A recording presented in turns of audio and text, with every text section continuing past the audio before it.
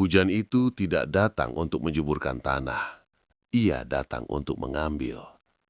Dalam satu malam, sungai tua bangkit, tanggul runtuh, dan sebuah desa di tanah Jawa nyaris hilang dari peta. Ini bukan sekedar kisah banjir.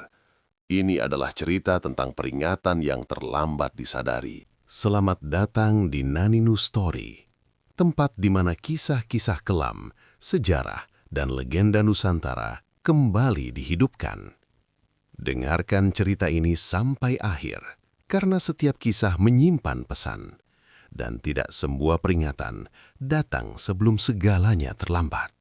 Hujan pertama turun pada sore yang seharusnya tenang. Langit di atas desa Wanasari perlahan berubah kelabu, seperti kain tua yang ditarik menutup matahari. Angin berembus dingin, membawa bau tanah basah dari arah pegunungan. Tak ada yang benar-benar khawatir. Bagi warga Wanasari, hujan adalah bagian dari hidup, penyubur sawah, penanda musim, dan berkah dari langit. Namun hujan sore itu tak berhenti saat malam datang. Tetesannya semakin rapat, memukul atap genteng dan daun pisang dengan suara berirama yang aneh. Sungai Serayu yang membelah desa mulai berubah warna, dari bening kecoklatan menjadi keruh pekat. Arusnya bergerak lebih cepat, membawa ranting-ranting kecil dan gumpalan tanah dari hulu. Mbah Wiryo berdiri di tepi sungai dengan tongkat kayu di tangannya. Rambut putihnya basah oleh gerimis. Sorot matanya menatap aliran air yang gelisah. Sungai itu telah ia kenal sejak kecil, sejak masih belajar berjalan di pematang sawah. Ia tahu, sungai tak pernah berbohong. Airnya naik terlalu cepat, gumamnya pelan. Ini tidak wajar. Di kejauhan suara anak-anak masih terdengar bermain di halaman rumah. Para petani pulang lebih awal membawa cangkul dan harapan bahwa hujan akan berhenti sebelum malam terlalu larut. Tak ada sirine, tak ada peringatan, hanya langit yang semakin gelap dan hujan yang kian deras. Di rumahnya, Joko menutup jendela bambu dengan kuat. Ia menatap istrinya Sari yang sedang menenangkan anak mereka yang rewel. Hujannya aneh, biasanya sebentar sudah reda. Sari menangguk, meski hatinya terasa tak nyaman. Ia menatap keluar ke arah jalan desa yang mulai tergenang air setinggi mata kaki. Lumpur tipis terbentuk, licin dan dingin. Malam pun tiba, namun hujan tak menunjukkan tanda akan berhenti. Petir menyambar jauh di pegunungan, diikuti gemuruh panjang yang membuat tanah seakan bergetar. Sungai Serayu kini tak lagi mengalir tenang. Airnya menyentuh bibir tanggul tanah, menggerogoti pinggirannya perlahan, seperti hewan buas yang sedang mencari celah. Mbah Wiryo kembali ke rumah dengan langkah berat. Di dalam dadanya, firasat buruk semakin kuat. Ia teringat hutan di hulu yang kini tak lagi serapat dulu. Teringat pohon-pohon besar yang ditebang tanpa ampun, dan sungai yang dipersempit oleh keserakahan manusia. Malam pertama hujan itu berlalu tanpa bencana. Namun tak seorang pun menyadari, itulah awal dari sesuatu yang jauh lebih besar. Sesuatu yang akan mengubah desa Wanasari selamanya. Di balik suara hujan yang terus jatuh, alam sedang bersiap menagih harga yang mahal. Pagi di desa Wanasari tak pernah benar-benar datang. Matahari seharusnya menyapa dari balik perbukitan, tetapi yang terlihat hanyalah selimut awan kelabu yang menggantung rendah. Hujan masih turun, lebih halus dari malam sebelumnya, namun terus-menerus, seolah langit lupa cara berhenti menangis. Jalan desa berubah menjadi aliran air kecil. Bekas pijakan kaki tertelan lumpur, meninggalkan bau tanah basah yang menusuk hidung. Para petani keluar rumah dengan wajah cemas, menatap sawah yang mulai tergenang. Padi yang masih hijau berdiri lemah, sebagian roboh diterpa arus yang datang dari arah sungai. Sungai Serayu kini tak lagi sekadar keruh. Permukaannya bergelombang, arusnya menderu, membawa batang bambu, dedaunan, dan sampah yang terseret dari hulu. Airnya hampir menyentuh puncak tanggul tanah yang selama puluhan tahun dianggap cukup untuk melindungi desa. Joko berdiri bersama beberapa pemuda di tepi sungai. Mereka membawa karung-karung bekas, diisi tanah dan pasir, lalu disusun untuk memperkuat tanggul. Tangan mereka gemetar, bukan hanya karena dingin, tapi juga karena rasa takut yang mulai tumbuh diam-diam. Kalau hujan terus sampai malam, tanggul ini bisa jebol, ujar Joko sambil mengusap wajahnya yang basah. Air hujan bercampur keringat mengalir di pipinya. Tak ada yang menjawab, mereka semua memikirkan hal yang sama. Di sisi lain desa, Mbah Wiryo berjalan perlahan menyusuri pematang sawah. Tongkat kayunya menancap di lumpur, meninggalkan jejak dalam yang segera terisi air. Setiap langkah terasa berat.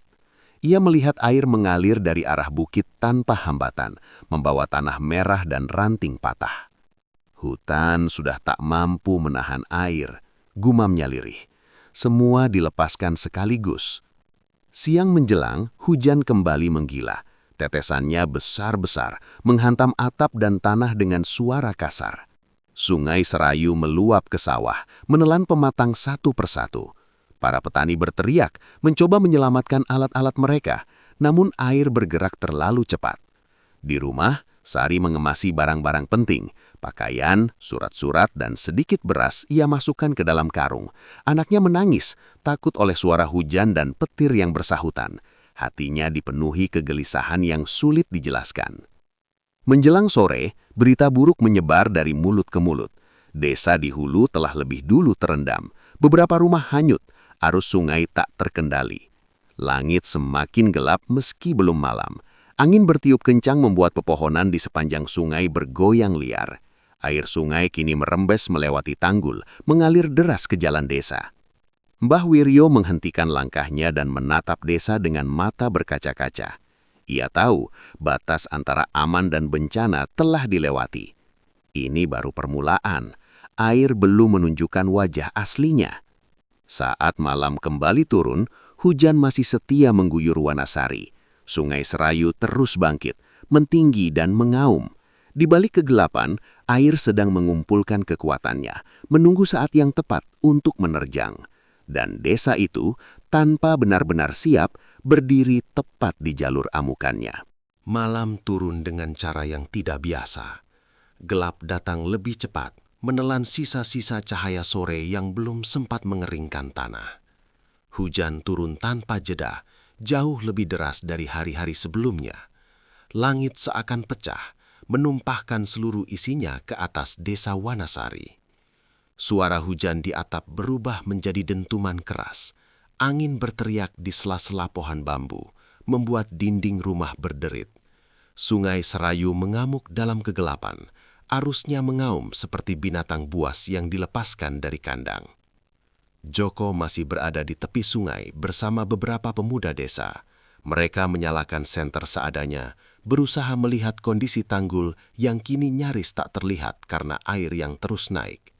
Karung-karung pasir yang disusun sejak pagi mulai bergeser, sebagian hanyut satu persatu.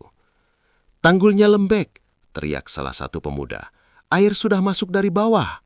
Belum sempat ada jawaban, terdengar suara retakan panjang, seperti kayu besar yang dipatahkan paksa.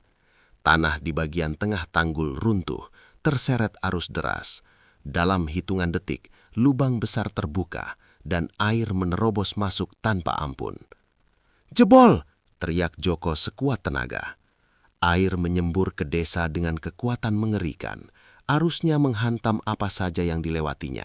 Pagar bambu, kandang ternak, bahkan tembok rumah yang rapuh. Listrik padam, desa tenggelam dalam gelap total. Di rumahnya, Sari terbangun oleh suara gemuruh yang membuat lantai bergetar. Ketika membuka pintu, air sudah masuk hingga betis. Dalam kepanikan, ia menggendong anaknya dan berteriak memanggil Joko, namun yang menjawab hanyalah suara air yang semakin liar. "Ya Allah," bisiknya gemetar. Air naik dengan cepat, dalam hitungan menit, setinggi lutut, lalu pinggang. Sari berjalan tertatih ke arah jalan utama, mengikuti teriakan warga yang berlarian menuju balai desa. Lampu senter berkelip-kelip, memantulkan bayangan kacau di permukaan air. Di sudut desa, Mbah Wiryo berusaha menolong seorang lansia yang terjebak di rumahnya. Arus terlalu kuat, tongkat kayunya terlepas dari genggaman, hanyut entah kemana. Dengan sisa tenaga, Ia mendorong lansia itu ke arah perahu darurat yang datang terlambat. "Pegangan yang kuat!" teriaknya. Suaranya tenggelam oleh gemuruh air. Air terus meninggi. Rumah-rumah bambu roboh satu persatu, hanyut seperti mainan. Suara tangis anak-anak, doa-doa yang terucap terbata, dan teriakan minta tolong bercampur menjadi satu. Di tengah kekacauan itu, Joko membantu seorang ibu yang terseret arus. Ia menariknya ke arah pohon besar, mengikatkan tali seadanya. Namun ketika ia menoleh, gelombang air besar menghantam tubuhnya. Tubuh Joko terlempar, terseret arus gelap Sungai Serayu yang kini menyatu dengan desa. "Sari!" teriaknya sebelum air menelannya. Malam itu, desa Wanasari benar-benar runtuh. Hujan masih turun tanpa belas kasihan. Air menelan batas antara sungai dan rumah, antara daratan dan kehancuran. Dan di tengah gelap serta dingin, tak seorang pun tahu siapa yang akan bertahan hingga pagi. Fajar seharusnya membawa cahaya dan harapan. Namun pagi itu tak ada matahari di desa Wanasari. Yang datang hanyalah kabut tipis bercampur hujan ringan, menyelimuti desa yang kini tak lagi dapat dikenali. Air menggenang sejauh mata memandang, menghapus batas antara sungai, jalan, dan halaman rumah. Atap-atap rumah tampak mengambang di permukaan air keruh. Beberapa masih bertahan, sebagian lainnya telah runtuh, meninggalkan puing kayu dan genteng yang berputar pelan mengikuti arus. Bau lumpur, sampah, dan kayu basah memenuhi udara, menusuk hidung dan membuat dada sesak. Di atas genteng rumahnya yang hampir tenggelam, seorang lelaki memeluk anaknya erat-erat. Matanya merah, menatap kosong ke arah balai desa yang kini tampak seperti pulau kecil di tengah lautan air. Teriakan minta tolong terdengar dari berbagai arah, namun sulit menentukan asalnya. Perahu-perahu darurat mulai bergerak menyusuri desa.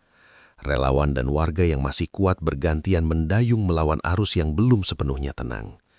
Setiap kali menemukan korban, rasa lega bercampur takut, karena masih banyak suara yang belum terjangkau.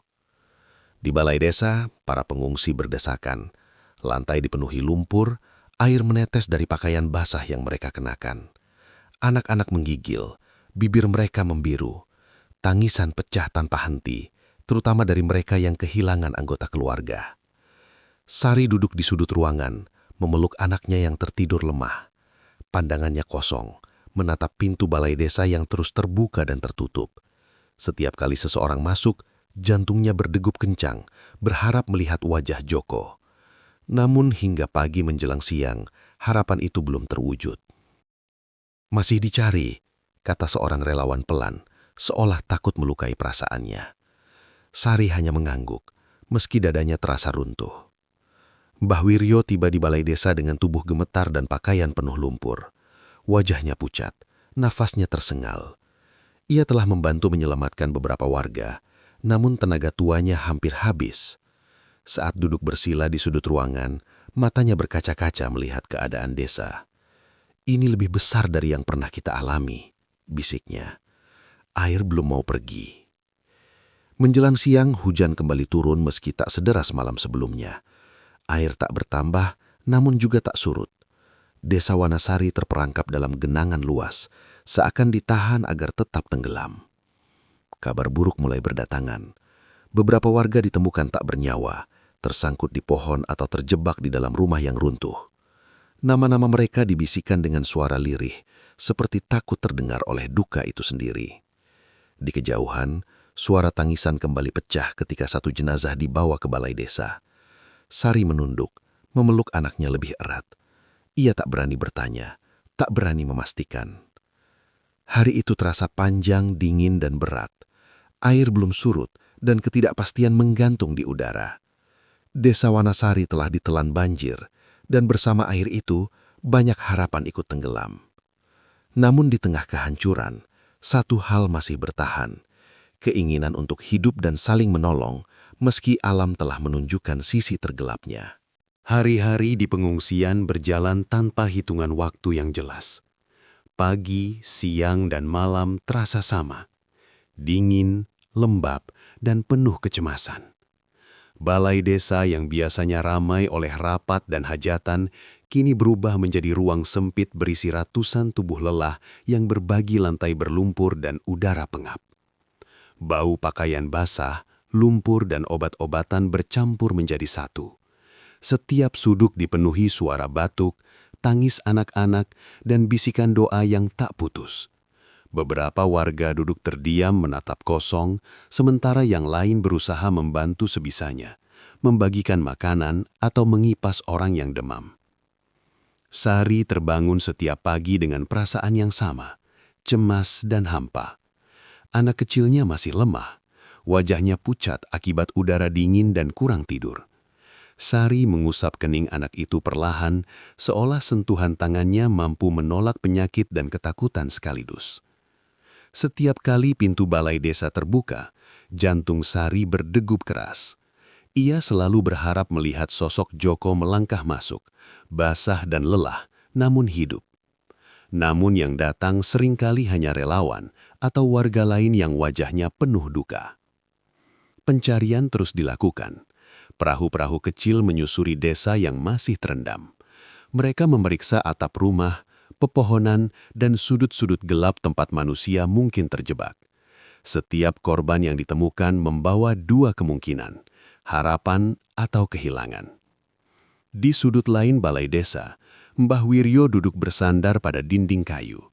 Tubuhnya menggigil meski selimut telah menutupinya. Matanya memandangi warga yang hilir mudik dengan wajah penuh kelelahan.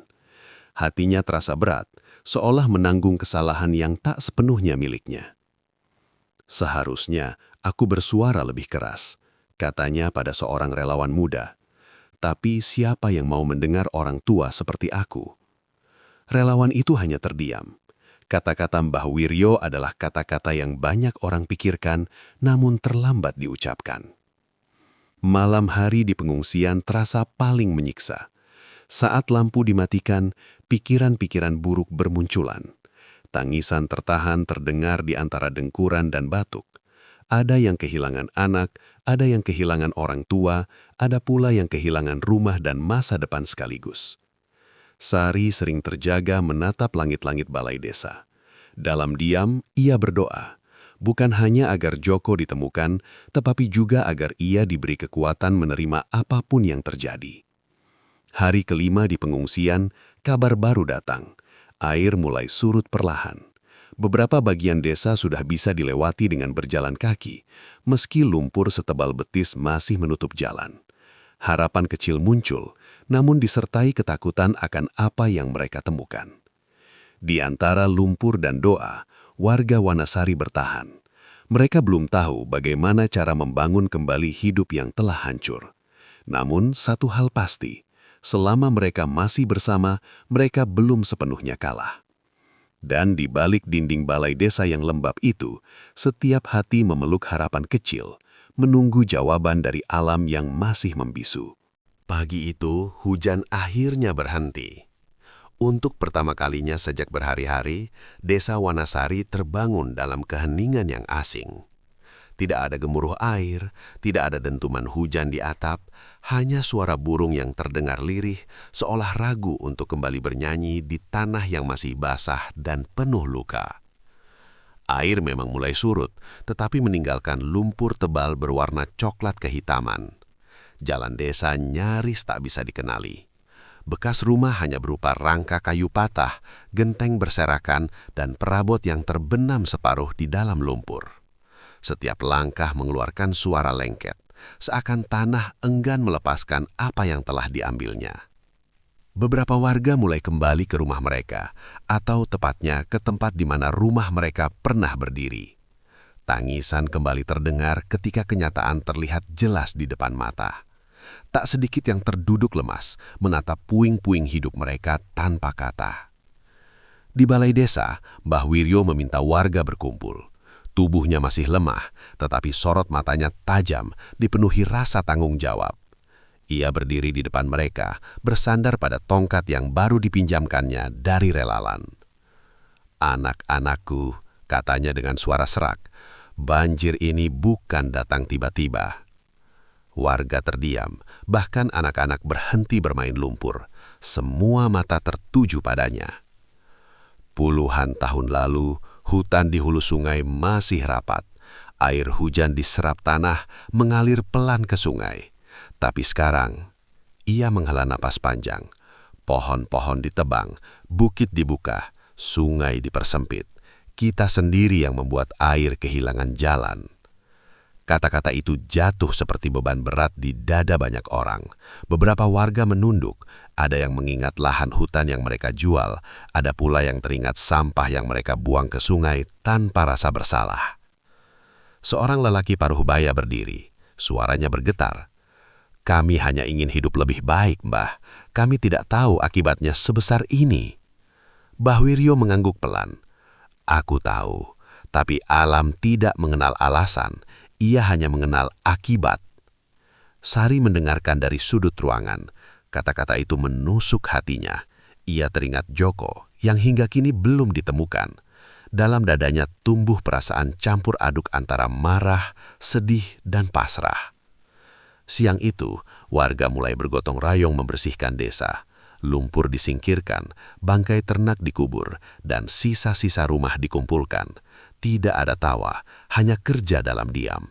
Setiap ayunan cangkul seakan menjadi penebusan atas kelalaian masa lalu. Menjelang sore, kabar pencarian kembali datang. Beberapa korban ditemukan di daerah hilir. Nama-nama disebut satu persatu. Joko belum ada di antara mereka. Mbah Wiryo menatap langit yang mulai cerah. "Ini pelajaran yang mahal," katanya lirih. "Jika kita tak berubah, air akan kembali, lebih kejam dari sebelumnya." Dan di atas tanah Jawa yang masih basah, suara yang dulu diabaikan akhirnya didengar, meski datang setelah segalanya terlanjur hancur. Hari-hari setelah banjir surut, bukanlah hari pemulihan, melainkan masa ujian yang lebih sunyi dan menyakitkan. Desa Wanasari memang mulai terlihat dari permukaan air, tetapi kehidupan di dalamnya belum kembali. Lumpur masih menutup segalanya, dan bau busuk dari bangkai ternak serta sisa-sisa rumah yang hancur menyebar di udara. Penyakit datang tanpa suara. Anak-anak mulai demam, batuk, dan diare. Para lansia semakin lemah. Tubuh mereka tak sanggup melawan udara dingin dan air kotor yang masih menggenang di banyak tempat. Pos kesehatan darurat didirikan di sudut balai desa, namun obat-obatan terbatas. Sari duduk di samping anaknya yang terbaring lemas di tikar tipis. Napas kecil itu terdengar berat. Dadanya naik turun dengan cepat. Keringat dingin membasahi keningnya. Setiap kali anak itu mengerang, jantung Sari terasa diremas kuat. "Bertahanlah, Nak," bisiknya sambil mengusap rambut anaknya. "Ayahmu pasti akan pulang." Namun kata-kata itu terasa hampa, bahkan di telinganya sendiri. Di luar balai desa, warga terus membersihkan desa. Lumpur diangkut dengan sekop dan ember, dibuang ke pinggir sawah yang kini rusak. Banyak yang bekerja tanpa bicara, seolah takut suara mereka akan memanggil kesedihan yang lebih besar. Mbah Wiryo membantu sebisanya, meski tubuhnya sering gemetar. Ia menolak beristirahat lama. "Selama aku masih bisa berdiri, aku harus menebus kesalahan," katanya pada relawan yang mencoba menahannya. Pada suatu sore kabar buruk kembali datang. Seorang anak kecil meninggal dunia karena demam tinggi. Tangis pecah, lebih keras dari hari-hari sebelumnya. Kematian setelah banjir terasa lebih kejam karena datang ketika orang-orang mengira yang terburuk telah berlalu. Sari menunduk dalam-dalam saat mendengar kabar itu. Ketakutan terbesarnya terasa semakin nyata. Ia memeluk anaknya erat, seolah tubuh kecil itu bisa menghilang kapan saja. Di malam hari desa kembali sunyi. Tidak ada hujan, tidak ada air yang mengamuk. Hanya suara serangga dan erangan orang sakit. Di bawah cahaya lampu minyak, Mbah Wiryo duduk berdoa. Tangannya gemetar, matanya terpejam erat. "Jika ini hukuman," bisiknya, "biarlah kami yang menanggungnya. Jangan anak-anak ini." Pagi berikutnya, kabar pencarian kembali diumumkan. Tim menemukan beberapa penyintas di daerah hilir sungai.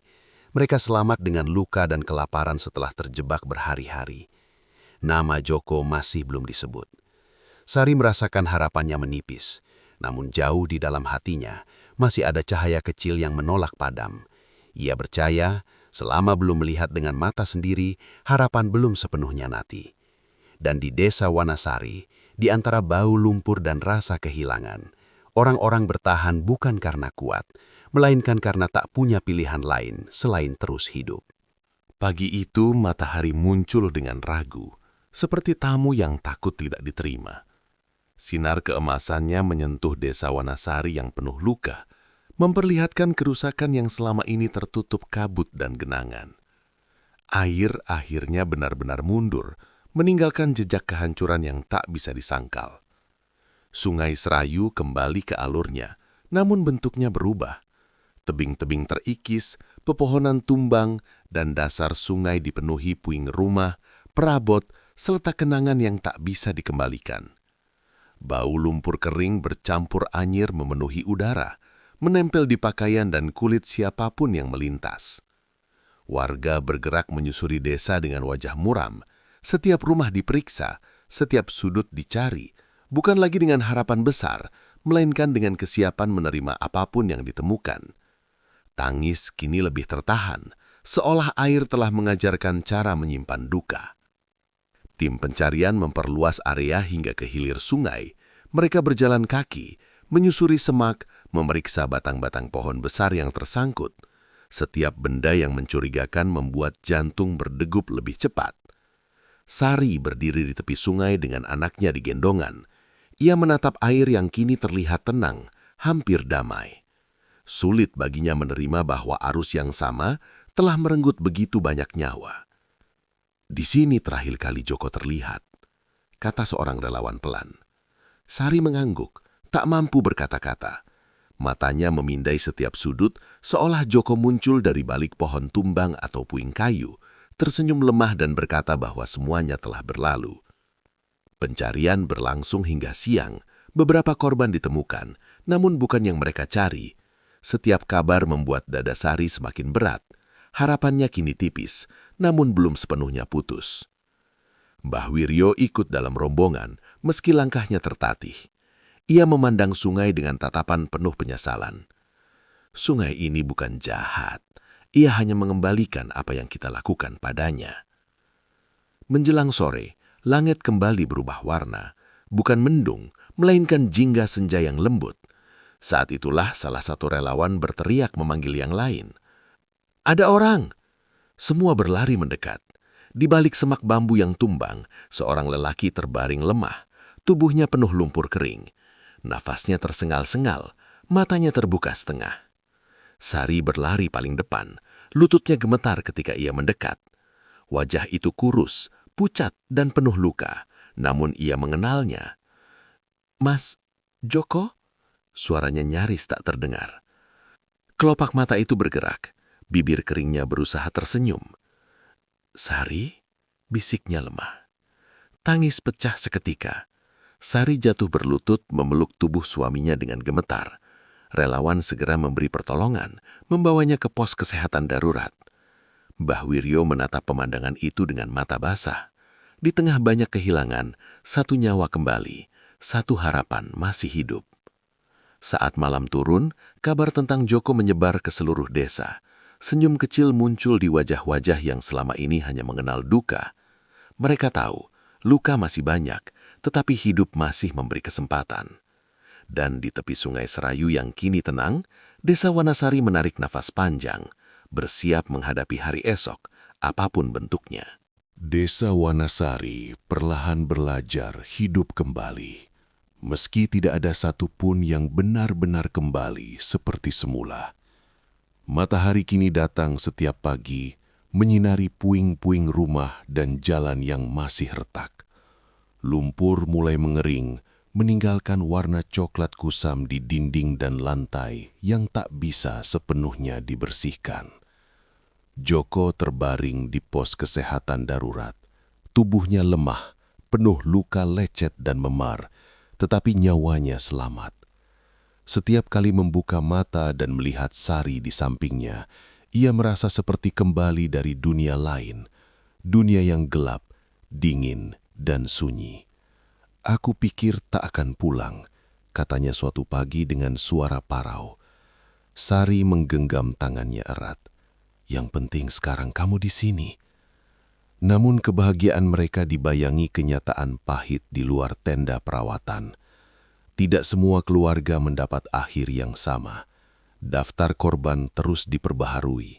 Setiap nama yang ditambahkan adalah luka baru bagi desa. Upacara sederhana digelar di lapangan yang kini kering. Beberapa jenazah yang ditemukan dimakamkan bersama.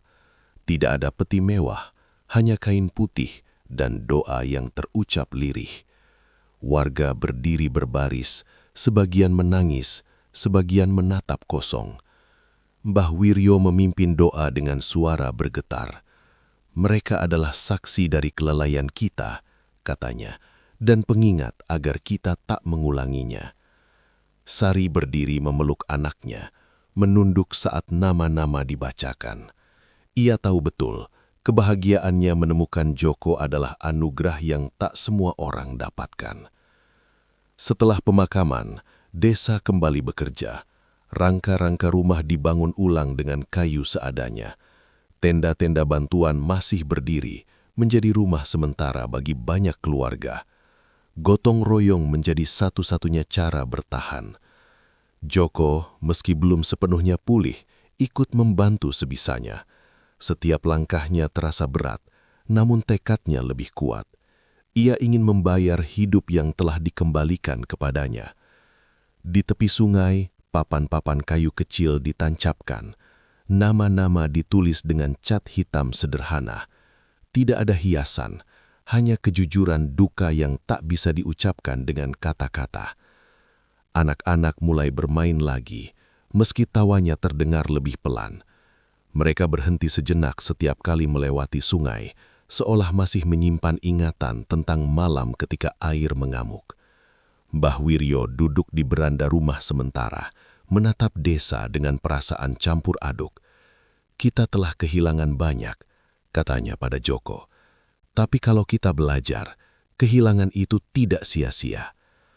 Senja turun perlahan, langit memerah, memantul di permukaan sungai yang kini tenang. Desa Wanasari berdiri dengan luka terbuka, namun juga dengan tekad baru. Karena di balik setiap nama yang tertinggal, ada janji yang harus ditepati. Janji untuk hidup lebih bijak, lebih peduli, dan lebih menghormati alam yang telah memberi sekaligus mengambil segalanya. Waktu berjalan pelan di desa Wanasari, seolah memberi kesempatan bagi luka-luka untuk mengering. Musim hujan telah berlalu, digantikan hari-hari cerah yang terasa asing setelah sekian lama hidup di bawah bayang-bayang air. Namun, setiap sinar matahari yang jatuh ke tanah membawa ingatan tentang malam ketika desa itu hampir lenyap. Rumah-rumah baru mulai berdiri, tidak megah, tidak sempurna, tetapi cukup untuk melindungi dari panas dan hujan. Kayu bekas disusun ulang, genteng yang masih utuh dipasang kembali. Setiap rumah adalah hasil gotong royong, dibangun oleh tangan-tangan yang dulu sama-sama gemetar di tengah banjir. Joko kini sudah bisa berjalan tanpa bantuan. Bekas luka di tubuhnya masih terlihat, menjadi tanda bahwa ia pernah berada di ambang kehilangan. Ia membantu membangun rumah warga lain, meski tubuhnya belum sepenuhnya kuat. Bagi Joko, bekerja adalah caranya bersyukur. Sari menyiapkan makanan untuk para pekerja. Anak mereka kembali tertawa, meski terkadang masih terbangun di malam hari ketika hujan turun deras. Setiap kali itu terjadi, Sari memeluknya erat, berbisik bahwa air tak akan datang lagi seperti dulu. Mbah Wiryo berdiri di tepi desa, memandang ke arah perbukitan. Bersama warga, ia memimpin penanaman bibit pohon di hulu sungai. Satu persatu, bibit ditanam ke tanah yang dulu gundul. Tangan-tangan tua dan muda bekerja bersama, menanam harapan di tempat yang pernah menjadi awal bencana. Ini bukan untuk kita saja, kata Mbah Wiryo. Ini untuk anak cucu. Sungai Serayu dibersihkan, sampah diangkat, alurnya diperlebar kembali. Warga sepakat membuat aturan bersama. Tidak ada lagi pembuangan limbah sembarangan. Tidak ada lagi penebangan tanpa izin.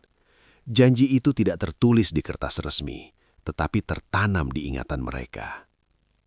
Pada suatu sore, warga berkumpul di lapangan desa. Tidak ada upacara besar, hanya doa bersama dan tumpeng sederhana. Nama-nama korban kembali disebut, bukan dengan tangis, melainkan dengan penghormatan. Joko menggenggam tangannya. Mereka tahu, hidup mereka berlanjut berkat pengorbanan banyak orang. Langit senja memerah, indah dan tenang. Tak ada tanda amarah, tak ada hujan, hanya angin lembut yang menyapu desa, membawa bau tanah yang kini terasa bersih. Mbah Wiryo tersenyum kecil. Alam tidak pernah berniat menghancurkan, katanya pelan. Ia hanya mengingatkan. Desa Wanasari memang tak lagi sama. Bekas banjir akan selalu tinggal di tanah dan di hati. Namun dari kehancuran itu tumbuh kesadaran baru, bahwa manusia bukan penguasa, melainkan bagian dari alam. Dan di bawah langit Jawa yang kembali biru, warga Wanasari mengucapkan janji tanpa suara. Menjaga tanah, menjaga air, dan menjaga kehidupan. Karena mereka tahu, jika janji itu dilupakan, air akan selalu menemukan jalannya kembali. Begitulah kisah yang kami sampaikan di Nani News Story. Semoga cerita ini bukan sekedar hiburan, tetapi juga pengingat bahwa alam selalu memberi tanda dan manusia selalu punya pilihan untuk mendengarkan. Terima kasih sudah menyimak. Sampai jumpa di kisah berikutnya.